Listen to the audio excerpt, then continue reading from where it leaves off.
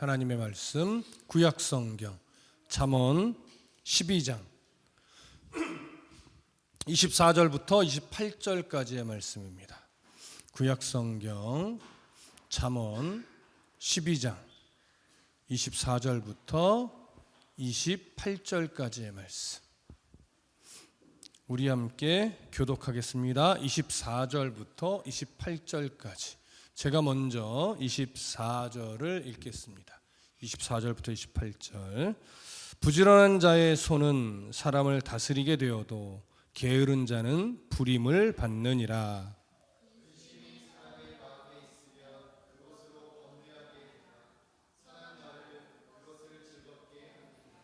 의인은 그 이웃의 인도자가 되나 악인의 소행은 자신을 미혹하느니라.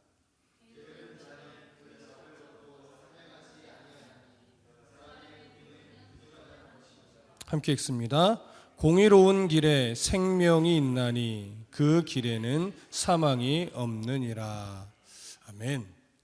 진정한 화평은 악인들이 누리는 일시적인 평화가 아닙니다. 하나님과의 화목된 관계 안에서 누리는 영적 평안이 진정한 화평이죠.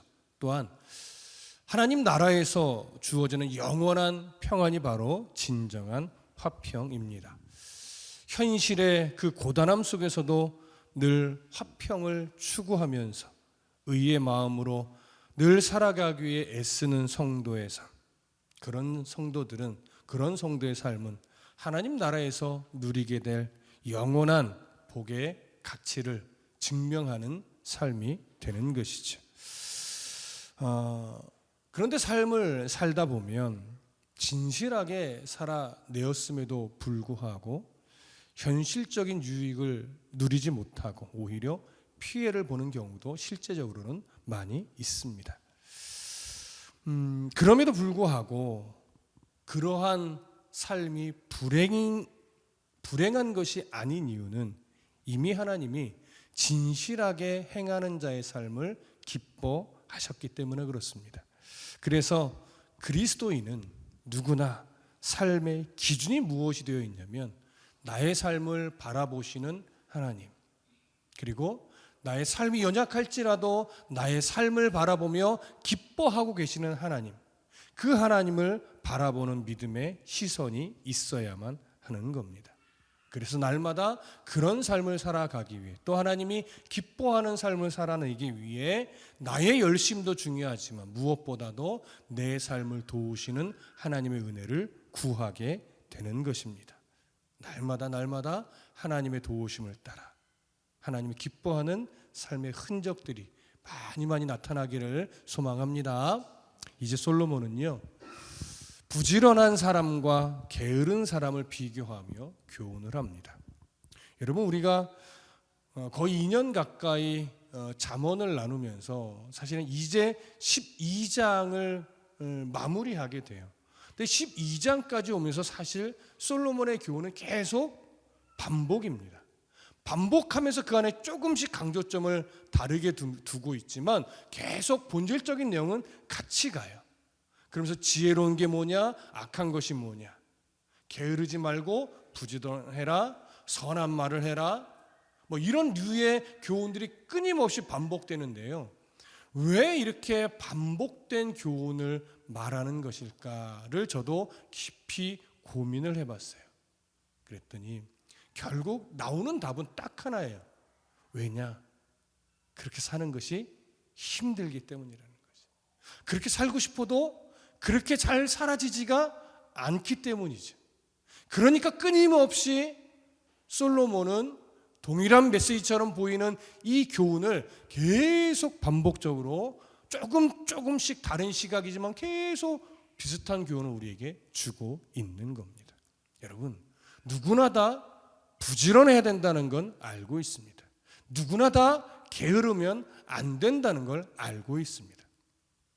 그럼에도 게으르지 않고 부지런하게 사는 것 결코 쉽지가 않습니다.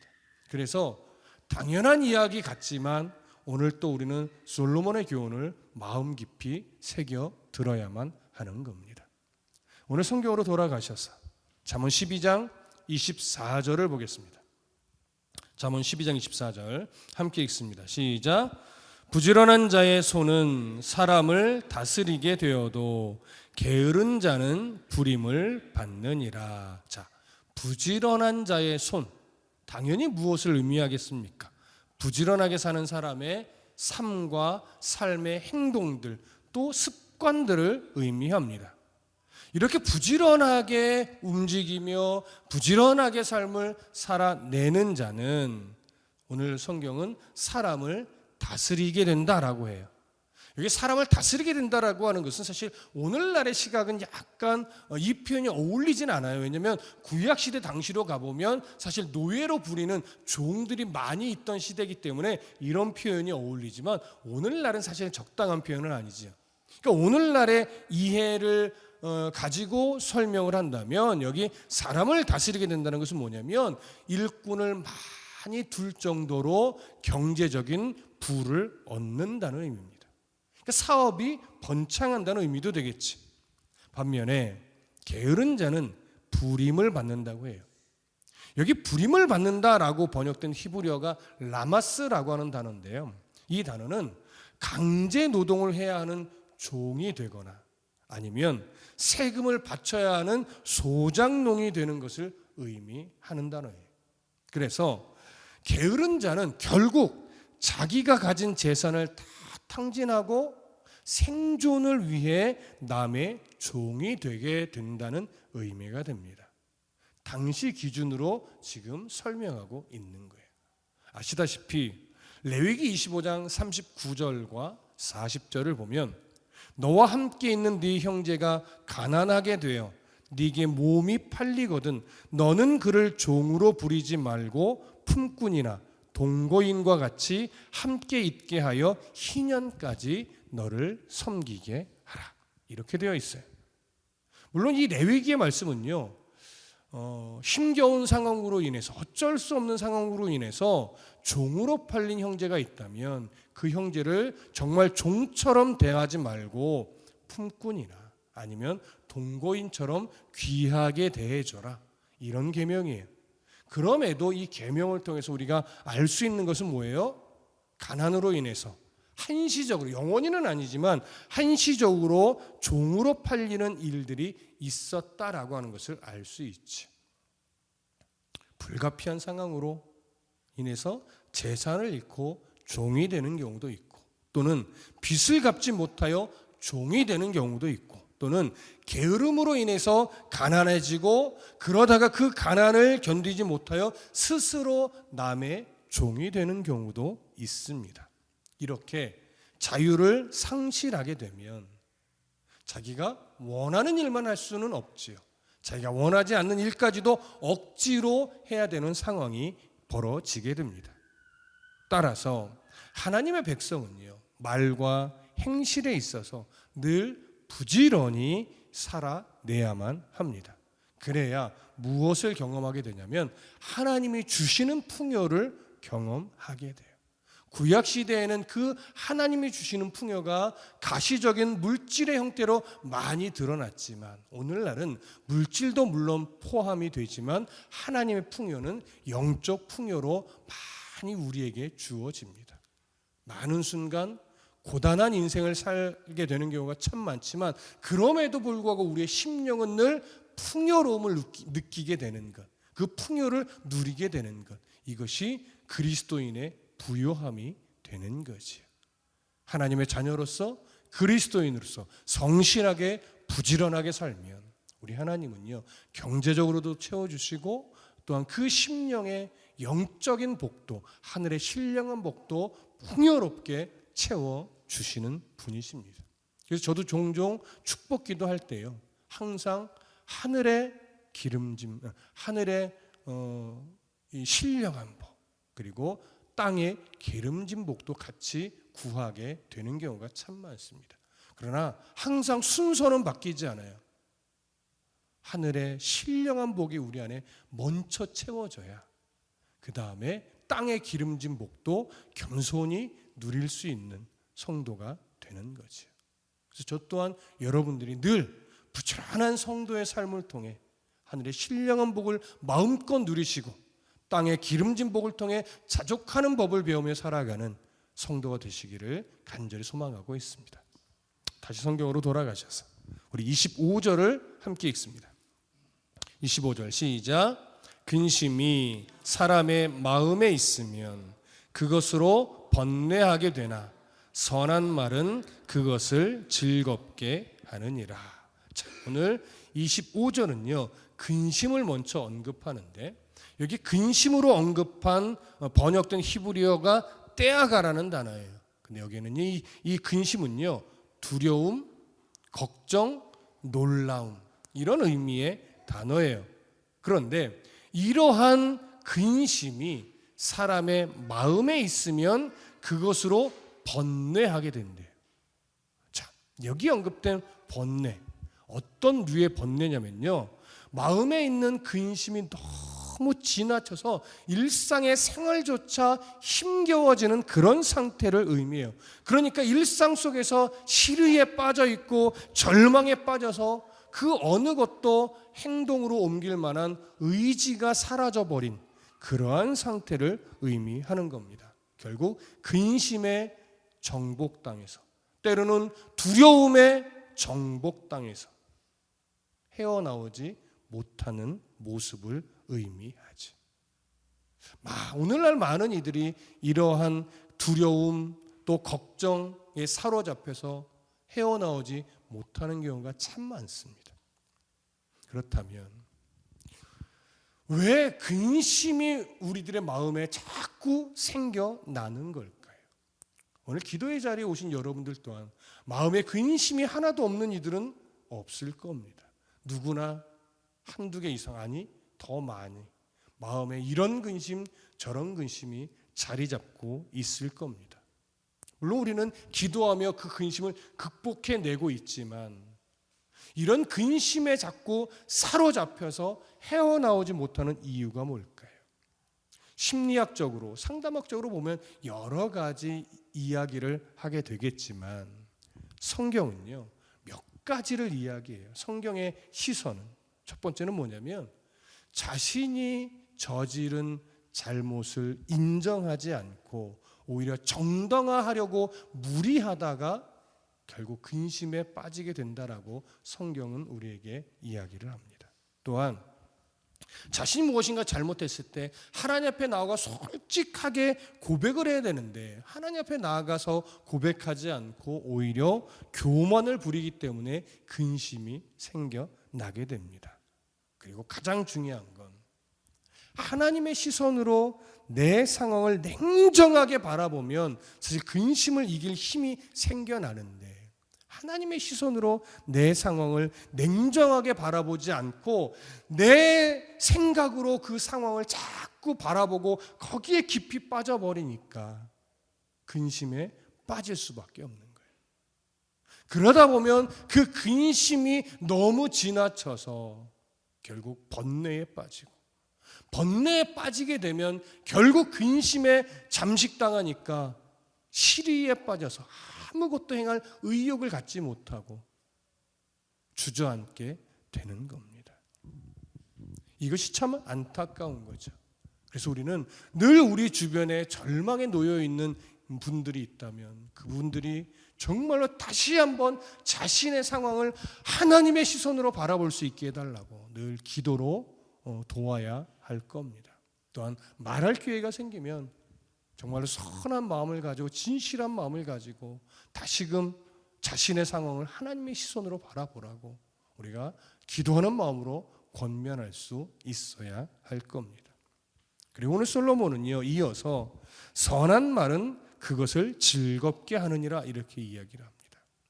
여러분, 여기 언급된 선한 말 무엇이겠습니까?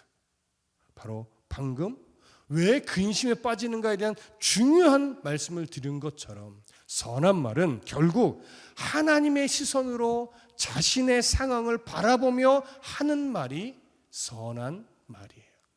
하나님의 시선으로 누군가를 바라보며 그에게 하나님의 마음으로 해주는 말들이 바로 선한 말이에요. 힘든 상황 속에서도 하나님의 지키심과 인도하심을 믿음으로 분별력 있게 바라보며 하는 말들, 그것이 바로 선한 말입니다. 이러한 말은요, 계속해서 우리의 입가에 머무르고 우리의 입으로 말해야 되는 내용들이에요. 그러다 보면 이런 말들은요, 항상 어떤 상황에서도 하나님을 높이는 말이 되고, 어떤 상황에서도 위로를 전하는 말이 되고, 어떤 상황에서도 하나님의 영광을 드러내는 말이 돼요. 그러니 말하는 자나 듣는 자나 이런 선한 말을 전하며 들을 때 함께 기쁨이 넘쳐나고 함께 즐거움이 넘쳐나는 것은 당연한 결과일 것입니다.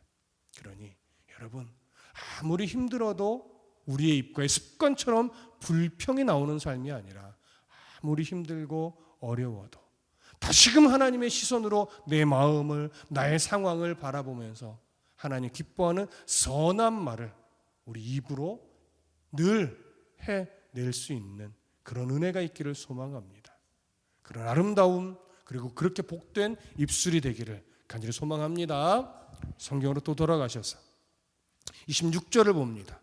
26절 함께 읽습니다. 시작. 의인은 그 이웃의 인도자가 되나 악인의 소행은 자신을 미혹하느니라. 자, 하나님의 백성으로서 부지런하게 살아가는 자는 경제적인 부도 이루고 어떤 상황 속에서도 선한 말을 하면서 늘 주변 사람들에게 위로와 기쁨을 선사합니다. 그리고 하나님의 영광을 드러내지. 이렇게 살아내는 의인의 삶은 이웃의 인도자가 된다고 해요.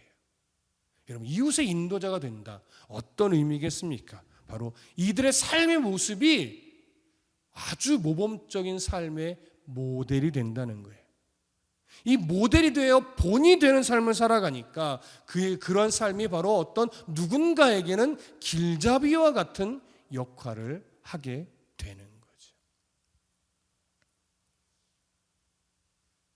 가끔 우리 요셉 청년이 저한테 그런 말을 할 때가 있어요. 저 기분 좋으라고는 말인데 저도 목사님처럼 강해 설교하는 훌륭한 사역자가 되고 싶습니다.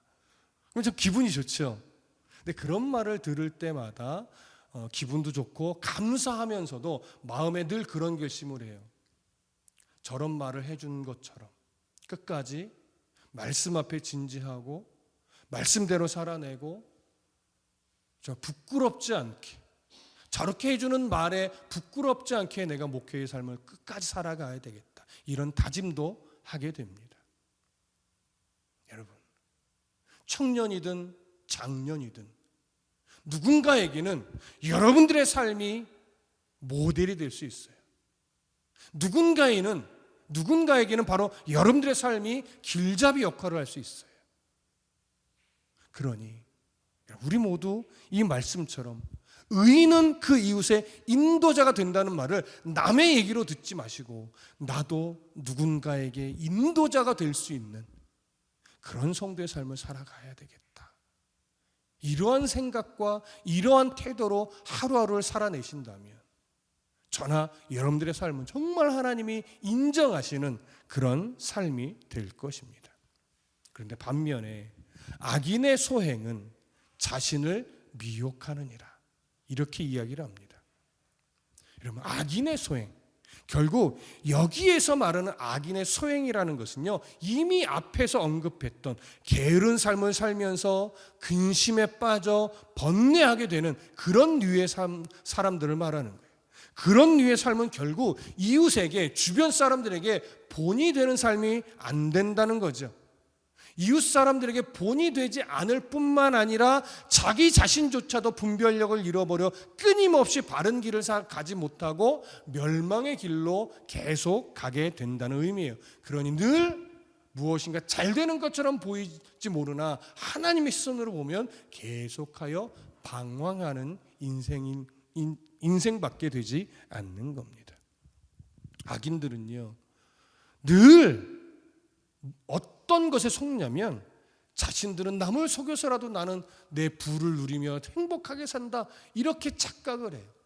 그것이 결코 부유한 삶이 아닌데, 그것이 결코 행복한 삶이 아닌데 잠시의 즐거움을 영원한 복락과 자꾸 맞바꾸면서 그것이 진정 자유로운 삶이다, 그것이 진정 멋진 삶이다, 이렇게 착각을 한단 말이지.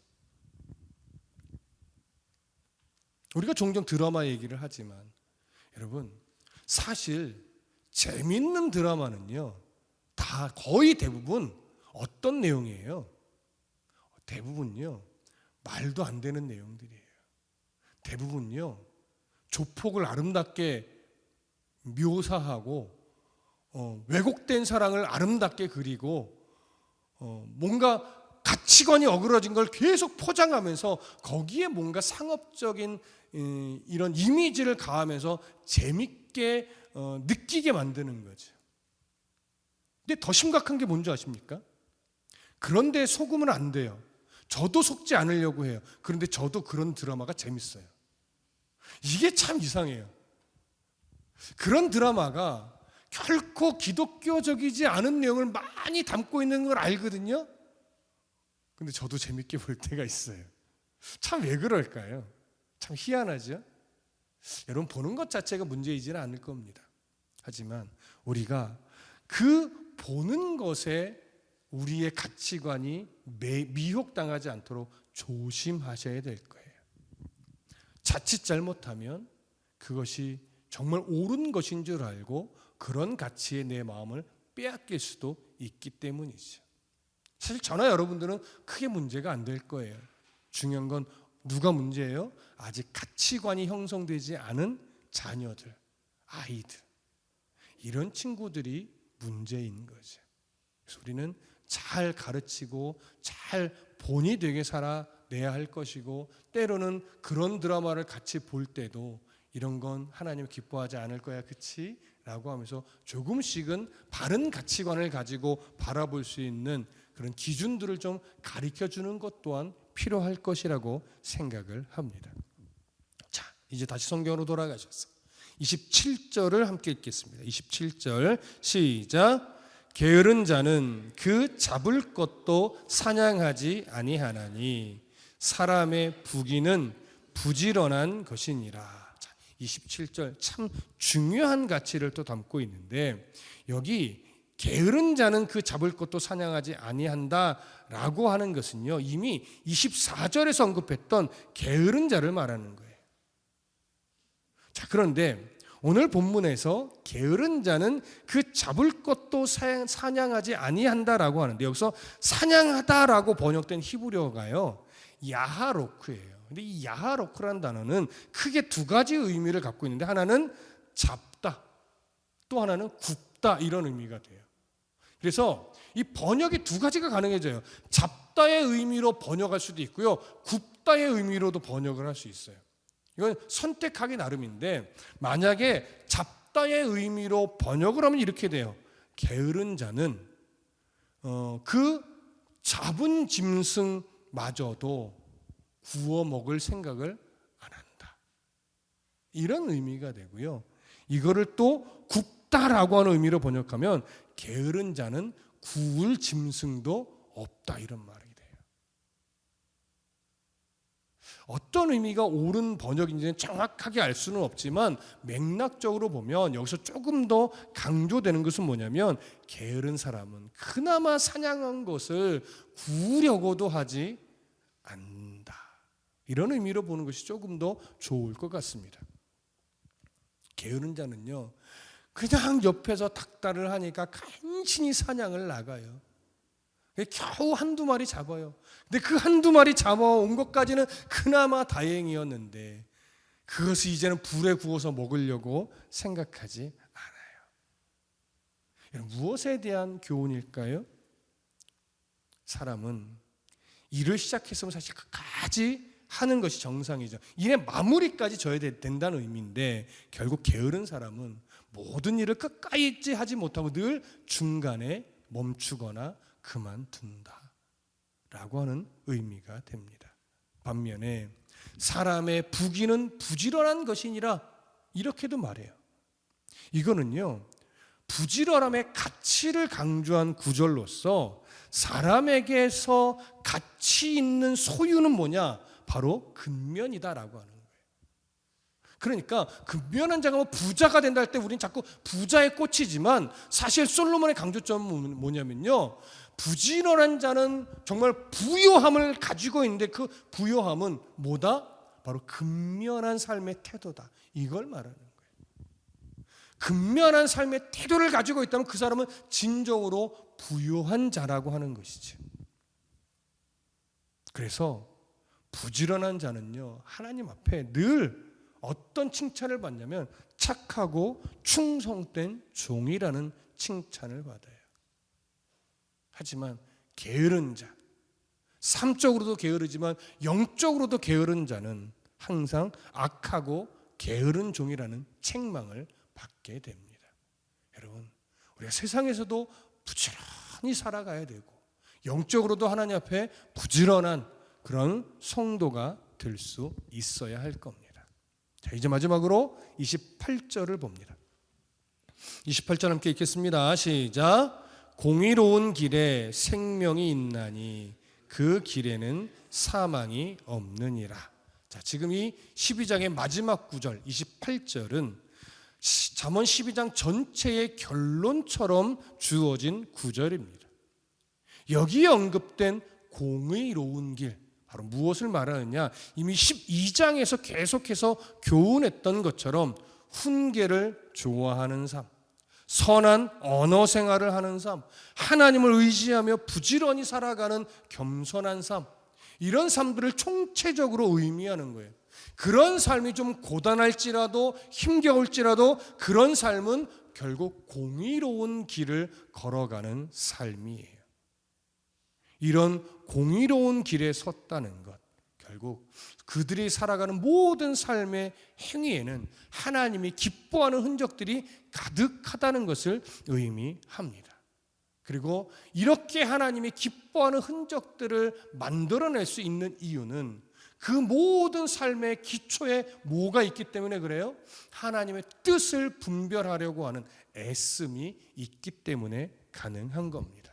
그래서 솔로몬은 이 길에 생명이 있나니 그 길에는 사망이 없느니라, 이렇게 이야기를 해요.